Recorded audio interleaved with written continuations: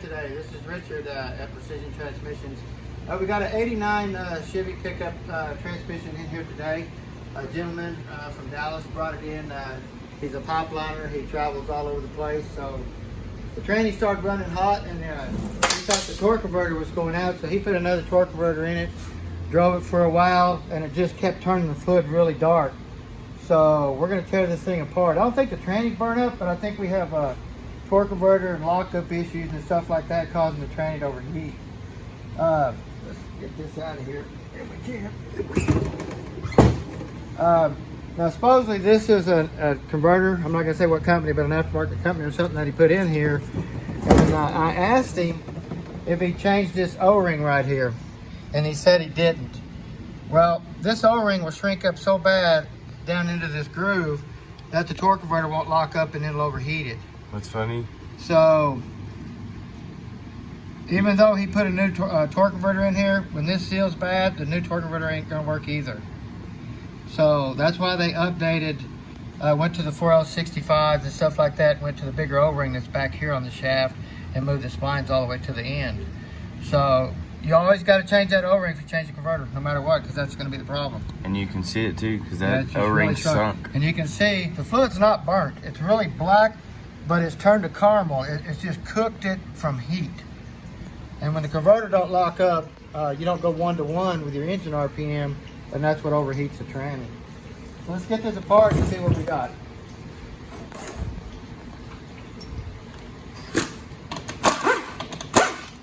Now this does have electronic speedometer here. It isn't a cable drive. This is the electric plugs in here, and it'll have a reluctor wheel down in here, and we'll look at real quick. Check.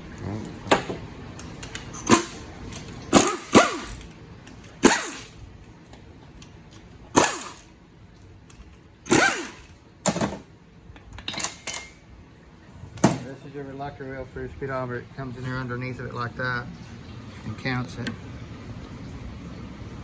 So, as you can see, your governor back in here, the governor gear.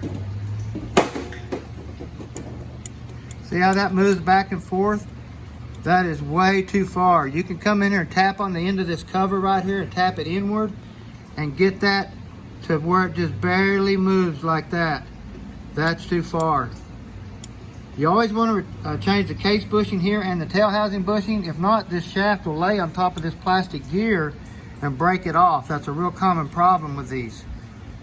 So let's get that apart.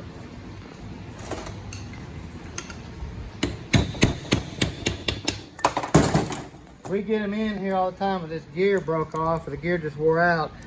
And you can put another gear on it, but it'll break it going down the road right off the bat. So you can see here where this gear is even loose on the pin.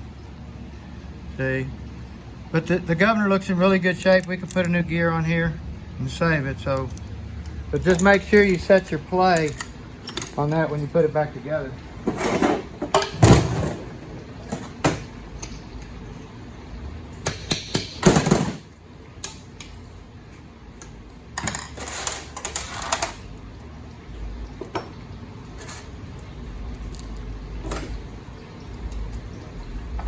I don't know if this tranny's been into before.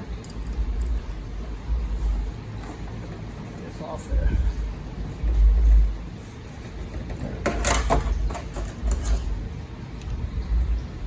I always like to get the screwdriver. Come here and look at this here. I get this out. This is really hard to get out on the 700s. The 4L60Es, they'll pop right out with no problem. But if you take that screwdriver and get it under that O-ring and kind of pull that O-ring like that and stretch it, you can take this pair of pliers and just pull it right out just like that. But if you don't, you'll sit there and pry, beat and everything, try to get that thing out of there. But if you just do that one thing, it'll come right out. And you're gonna go, man. Now, this does have the biggest second gear servo that applies the band. Now, we won't be going back with a Corvette servo or anything in this truck because the two-wheel drive will just shift too hard. But we'll go back with a 4L60E one that shrinks it. It's an in-between size where you got your Corvette servo here, you got your 4L60 here, you got your 700 here. But we'll put this one in here and it'll make the shifts really nice. Where the Corvette servo is just too firm. So we don't throw nothing away. It's always good to save this stuff because we're always using it in some form, fashion way to make our unit better than what it was when it come in the door. You can see this old bushing here, it's already wore plumb out. This old shaft is just wore plumb out.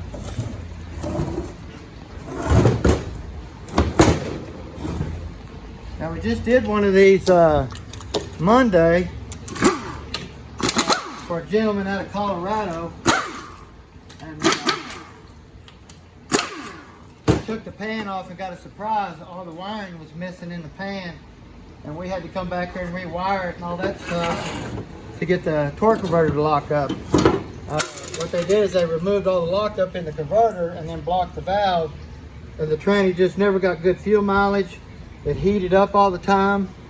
So we went ahead and put another pump in it, put the right converter in it, put all the wiring in it, and actually got lockup working for the guy. So this one here, luckily it does have all the wiring still in it. We have our temperature switch. We have our 4th gear switch. This tells the computer that the tranny's warmed up enough to, for the computer to turn on lockup for the converter. And this here's the 4th gear switch that tells the computer that it's in 4th gear to lock up the torque converter. So, give you an idea there. Now they did add a forward clutch control tube here, an accumulator right here, to control your forward engagement, because these trannies had a little bit of rough engagement. So in this year here, they added the forward accumulator right there to soften it. So that's how you can tell a 4L60 compared to a 700.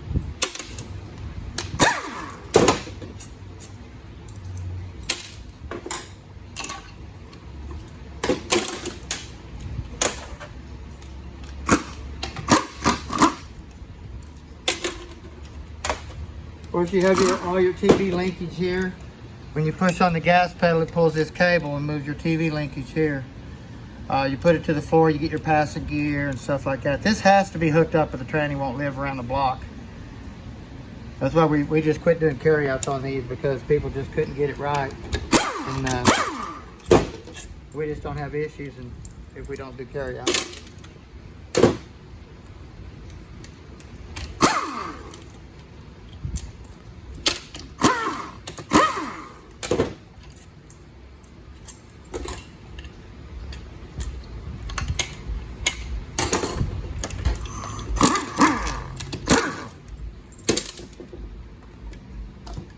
This is your lockup solenoid here.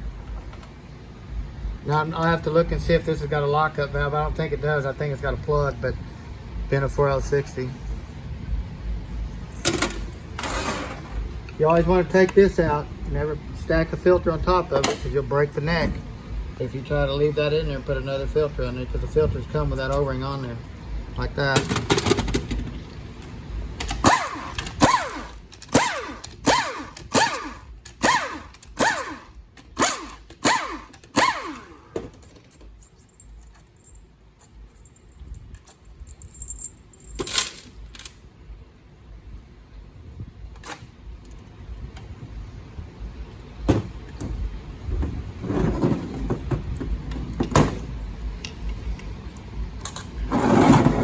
Now, if you notice here, if you look down through here, you can see there's a shift valve right here.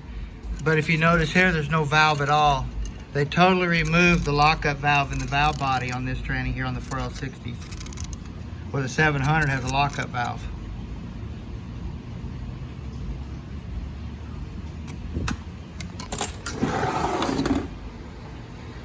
Also too, on the 4L60s, this is your third clutch of feed hole right here, this check ball and this ball right here.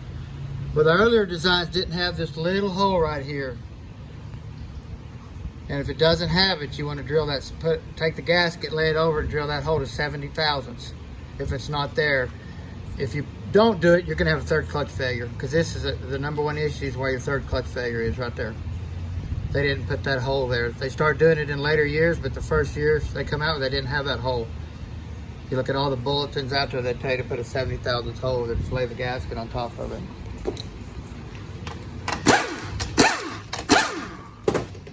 Now my other video I showed you before, I want to get into something really quick about this pin on this TV deal again. I showed it in my other video.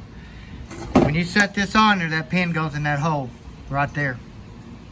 It holds this big check ball up right here when the gas pedal's off and you're setting it idling in gear. They make this linkage without that pin. If you put this linkage without that pin and there's a check ball in this hole, it won't shift. Now you can leave this check ball out, throw it away, and put any linkage in there and you're fine. This check ball won't affect it. But if you put one in here with no pin and you leave that check ball in there, it will not shift. You can see right here where that big check ball seals that right on that hole. And that pin comes up to the bottom of there and lifts it. So that's just another little tip there. This is your 1-2 accumulator right here. We get them in here all the time with these springs broke and stuff like that. When this breaks, the second gear shift is going to firm up a lot because this is the cushion for your second gear shift. Now we changed it up. We changed the travel in this piston and we try to bring the piston up farther up where the piston just barely moves when it shifts to second, and it shortens the shift tremendously. So that's where you go. Carnage. I always put a new piston in here because the wear will be around the piston in the pin area right through here. And that'll burn second up too if it leaks real bad.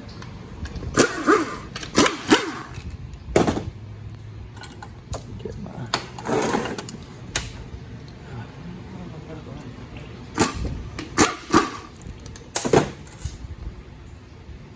This here's your Ford accumulator. I talked about this in a recent video about this check ball right here. You see them 3 fingers that hold that ball in there from falling out. Well, they make this same piece with no fingers and that ball will fall right out and you didn't know it. It'll fall right down the case and you didn't see it when you picked this up. That ball has to go back in when you rebuild it back.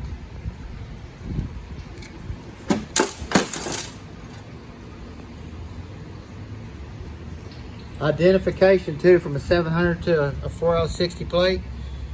This right through here is totally different. 700 don't have none of these holes. And if you notice, this gasket is marked V for valve body. If you notice this one here, it's C for case. It's easy to get them mixed up and put it together, and it won't work when you do that. So you better look at that. That's what that's for. This is your overdrive accumulator right here. Softens up your overdrive shift. We always block this off.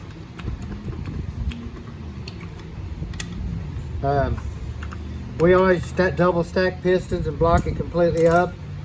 Make sure the bore is good on the pistons. We always use one new and put an old in there because we don't care how wore it's out here. Just when we put the new in, it seals good all the way around. Instead of driving a check ball in there and blocking it and ruining the case.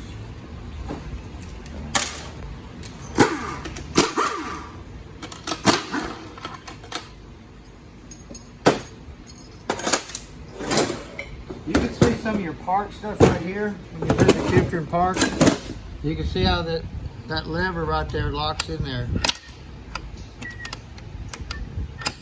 Right there, it locks it from moving. And the dry shaft won't turn. So you want to check these teeth here on this parking pawl, and when you get the planet out, you want to look at that ring gear that locks in park. Now, if you notice here, you can see your band anchor to the case right here. This is what anchors your overdrive and your second gear band on the inside. Now, if you notice too, there's no check ball in this trough right here. You have check balls here, and we have a check ball in this trough. You're gonna say, why? Well, if you look over here, you got this gasket, the same configuration as this hole. It's got a square hole. Now, if you look over here, how this one has 2 round holes for the one that had the check ball. If this has a square, no check ball. Now if you look over here, or excuse me, if you turn it over, you see this one here has a square. Same way, no check ball. Because if you look here, look at that. There's a trough for a ball in the valve body. You're going to think, well, let's put a ball there. Well, when you lay this on here and you lift this up and you look at it, you have a place for a trough, but you don't have a place for dual ball. There's no dual hole.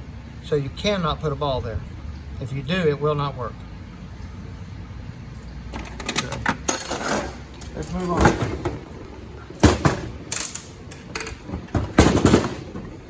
Now you remember, I don't think this tranny's burnt up. It's just the fluid is so black from overheating. Yeah, you'd think it'd have a real bad smell like some of these other ones, but it doesn't. Yeah, we had one in here yesterday that, I mean, you had to hold your nose. Because the physical unit itself was burnt up. Well, this ain't slipping or nothing. It's just getting the fluid so hot because the torque converter's not locking up.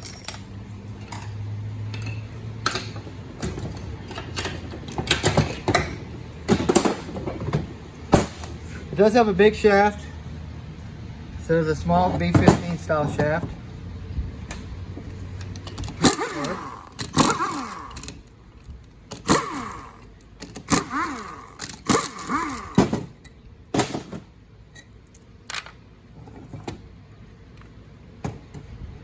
We're going to get in here and feel the pump area through here and through here. You can see this shadow, but you can't feel nothing. There's no wear at all. All you see is that shadow. The pump's really nice. Now this has a 10 vein pump. We'll upgrade it to a 13 vein. We'll replace this whole section in here with all new parts and upgrade it to a 13 paddles.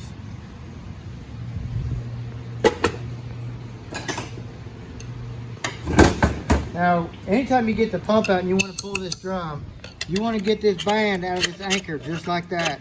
If you don't, you can't pull that drum out. You'll sit here and pull for days trying to get this out. It just won't come because that band will hang on this lip right here. Just like that. So once you get it off this anchor right here, that sets in that band like that I was showing you in the case, it goes around this drum, see, like that. You pull that out, that loosens it, and now you can pull it out without it hanging. Now this just has a stock band. The band ain't burned up. You know, it's got some darkness, some wear, but it's just a stock band. We'll put a wide band back in it. That's just one of our standards that we do with all of them. Your reverse drum.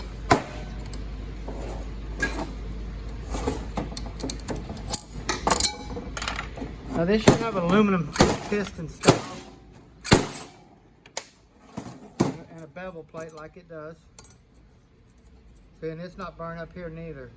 Now you'll see wear on the inner edges like that, and that's because of this bevel right here. Pushes more on the center of this steel, and it kind of bows it just a little bit and gives you that little bit of wear right there like that. The steels are still good, even just buff them up, clean them up, that's standard. We usually will take and put that like that, and it just helps it out a bunch. But these are still in good shape. Let me show you something here too while I'm here. If you notice, this drum has a small hole in it right here. That's the feed hole for that reverse clutch. Okay, that's how they restrict the fluid going to that clutch and control how that clutch comes on in this drum for reverse. Okay, and you notice on the pump stator, it has a big hole. If you put a big hole drum with this big hole stator, you just messed up, because now when you put it in reverse, it's gonna knock your teeth out. So they use that small hole for a restrictor. So you gotta be careful. That's another thing right there that'll get you on these 4L60 trannies. Because they started switching over from a 700 to 4L60, and then started switching to the 4L60E. So they did a lot of moving around. You want to check for wear on your sun gear all the way around. Always replace all the bushings in these units, every one of them. This is a real critical one that holds the sprag on the inside of this drum, and it'll let it really wobble around if you don't. Now this is your third gear clutch right here. It's called a 3/4 clutch. It comes on in third gear and it stays on when your band comes back on for fourth. Your band is a second gear band and a fourth gear band. It comes on for two things. It comes on for second, goes off for third, comes back on for fourth. Now you notice we do have our load springs in here, which is really nice. I'm glad to see them. A lot of people leave them out. This tranny has been into once before. So you never want to leave these out because this tranny has a clutch and band timing issue. They need to slow this third gear clutch from coming on and give time for that band to get off. So now this is just a standard 6 clutch, 1, 2, 3, 4, 5, 6. We'll be putting a 14 clutch back in here. That's a standard procedure that we do on every one we do.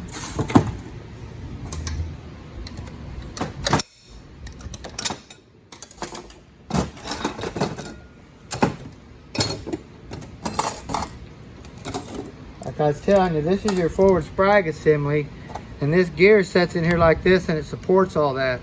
When you get bushing wear in here, it lets it do this just a little bit, and it starts rocking all these clutches and stuff in this drum right here, and it causes wear all around in different areas on the ends through here. It just wears everything out really easy. Now your engine brake clutch, you got your forward clutch.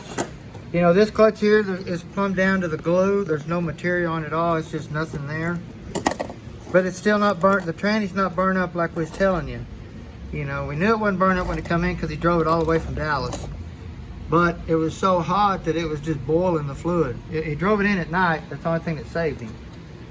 So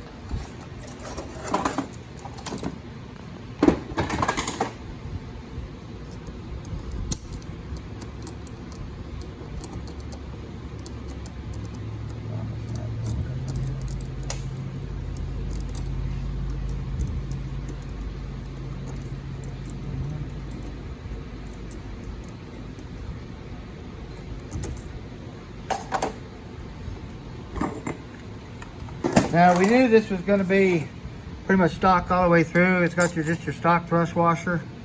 We'll upgrade this to the bearing hub and stuff. We're going to leave the 4 pinion planets. Looks like it's been in a little water, got a little bit of rust. Getting condensation in it, you can see it. The rust starting to appear in places. So we want to definitely make sure the radiator ain't getting any water in the tranny. It doesn't show any signs, but you just never know. Now we always upgrade to the hardened shell. It's no heavier, it's still lightweight, but the end of it through here has been hardened where the splines are and where this breaks off at. We want to keep the lightest shell in here because this shell spends a lot of RPM. You got your low sun gear. Look at your gear for any type of wear on both sides. They do make a wide bushing here and a narrow bushing. Either one works really good.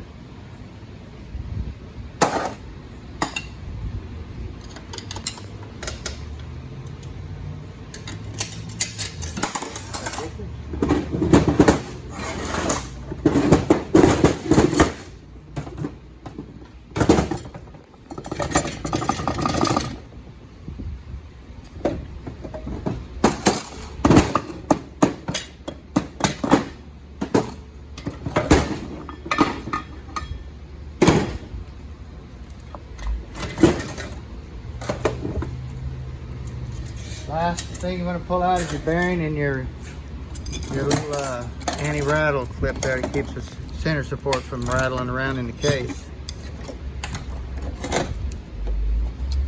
Now this does have a wave for your low reverse clutch. On this one here, we'll be leaving it in there because it's not a race car. If it's a race car, we'll do away with the wave and stack the clearances different with no wave in it at all. You also want to look at this right here. This is really important, and this is where you get in real big trouble. They make 2 different thicknesses of this land right here, and this one here has a thick one. The last one I did Monday, 4L60, had a thin one. If you put a thick where a thin one is, you'll automatically bring this clutch on without it even being applied. So you always need to look at that when you're replacing these parts. Parts replacing in transmissions is really what gets people. You can take them apart, put them together, but when you are looking for parts, you better look for the right ones. You got to be able to look for wear, identifying wear points and stuff like that to even be able to start to put them together. So if you need anything done right, give us a call, Precision Transmissions. Help you with that.